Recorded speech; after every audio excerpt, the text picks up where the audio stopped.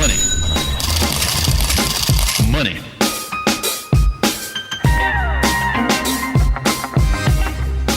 We've got a great real estate market here. Appreciation, properties keep appreciating. A little crazy out there because of the lack of inventory, but it might be a good time for you to take a look at a second home or luxury property in the second home arena. There's some great opportunities when you're getting to Eastern Washington. I'm not a real estate expert. I'm a mortgage expert, but I think there's a lot of great things that's going to be happening in Eastern Washington. Owning a second home can also provide some practical benefits. I want to break it down for baby boomers who are considering downsizing, relocating, split living arrangements in retirement. Purchasing a second home before you retire can make a lot of sense.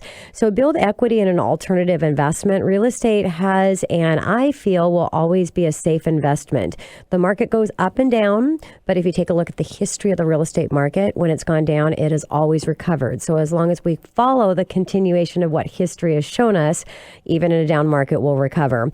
As long as you're not forced to sell in a bad market, and that's where people really lost money. So if you bought a home in the prime in 2006 and then you were forced to sell it when the market crashed, I'm sure you lost a lot of money. But as long as you kept the property, the appreciation has came back, and now we're back on an uptrend. So that's really how you lose in real estate. You're forced to sell in a bad market. Now, reduce work-life stress. If you choose a second home that is an easy drive from your primary home, you now own an investment stressed booster. So you can spend weekends there with a whim, and you can provide immediate vacation experiences. Just knowing that you have that option to take off whenever you want to can actually be a huge stress reliever. And I know probably a lot of you in the job market, we could use a little stress releaser occasionally. Washington State, again, with Eastern Washington, it's easy. And you've got more snow as you go over the mountain. You have more sun. Well, do we want more sun during this summer? I don't know. But you get more sun when you go over the mountain, cross the mountain. Great golf, wine country. So it's just amazing how close and how many amazing things that we have and great things that we can enjoy for our second homes. Great holidays. So instead of paying for a family vacation, instead you can invest in asset class that can actually have some enjoyment for you and your family, while at the same time maybe making a little money for you. Provide a true family legacy. Part of a retirement planning, you may be thinking of leaving something for your children. Inherit money is nice, but that can be soon spent and then forgotten, where a second home in a special location can be part of the shared family bonding experience, including your grandchildren. These family bonds can transform that second home into a family legacy that you can leave behind versus just giving your heirs cash. Let's also talking about protecting family bonds when retiring. A tricky part of retirement: purchased a second home as part of a plan to live when you retire, you still have a piece of the family memories. This will make the eventual downsizing and relocating, I would imagine, much less traumatic for everyone.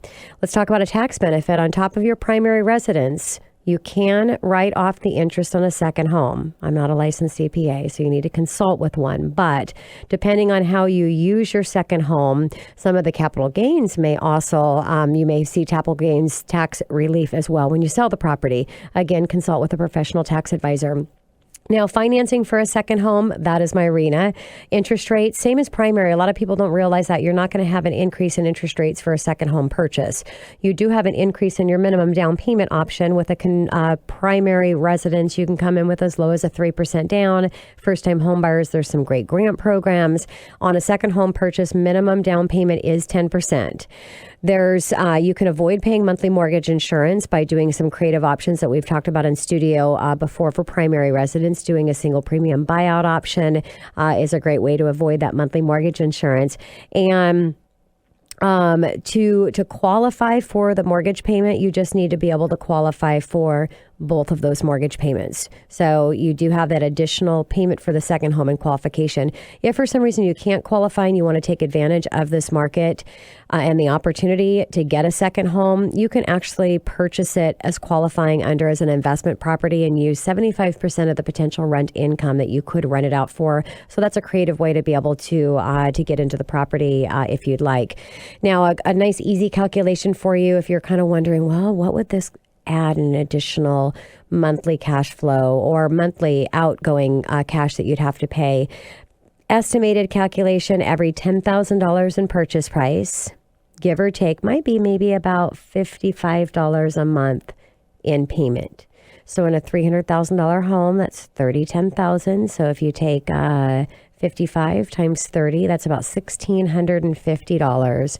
Principal, interest, taxes, and insurance payment. Not too bad. Calculate what you have to pay on an annual basis to take your family for vacation. And I'm sure this is going to be a lot less. And again, as I've broke down, there's a lot of benefits. So coming up next on the Money Hour, real estate safety or safety for our realtors when they're out there in the real estate market. We're also going to talk about constructive inventory. And I have in studio for this topic, Sam DeBord with Coldwell Banker Danforth right here at 1150 AM KKNW after the short break.